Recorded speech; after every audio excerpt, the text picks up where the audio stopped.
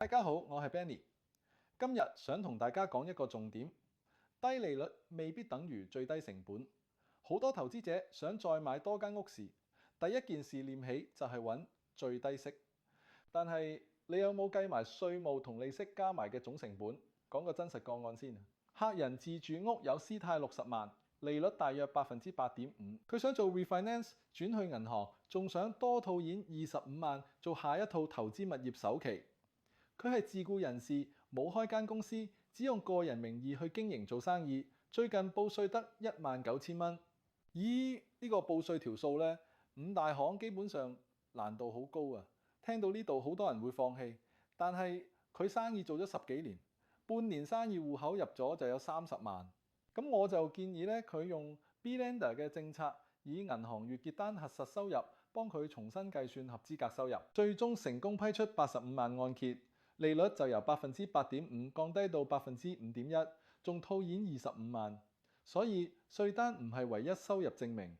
小型銀行對帳單或者公司月結單都可以證明你嘅收入能力。講下自僱人士，通常佢哋有2條路可以選擇，一係用 A-Lender 五大行報高2年平均收入換取較低息口，二係用 B-Lender 維持較低報稅。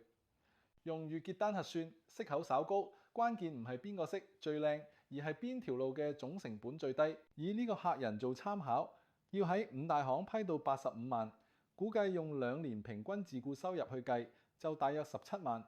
由現況拉上去，需要2年幾交稅款就約12萬。同時 A 同 B 嘅息差約大概1%，以85萬計，佢 B-Lender 每年多付利息大概8500蚊。12萬除8500蚊就等於14.1年，即係話你要喺 A-Lender 挨近14年嘅息差先賺回多交啲稅。但現實係好多物業3至5年就會 refinance 再審批，到時你又要重新計收入，又要處理稅務，所以低利率未必等於低成本。為咗低息而多交大筆稅，未必係最劃算。好多人問點睇先係最好啊？用總成本思維做決定，將稅務成本加利息成本一齊計落去。策略1，如果某啲年份你已經報得高，就把買樓或轉按集中喺嗰年做，最大化批核。策略2，公司賺錢有幫助，部分銀行會按比例將公司稅後淨利計入個人收入，就算你未分紅都可能加埋入去計。策略3，銀行月結單要乾淨穩定，對 B-Lender 評估特別重要。首期資金提早到位，審批流程會順好多。如果你都想知自己用 A 定 B 更抵，快啲聯絡我拎免費諮詢啦。我係 Benny，下次再見。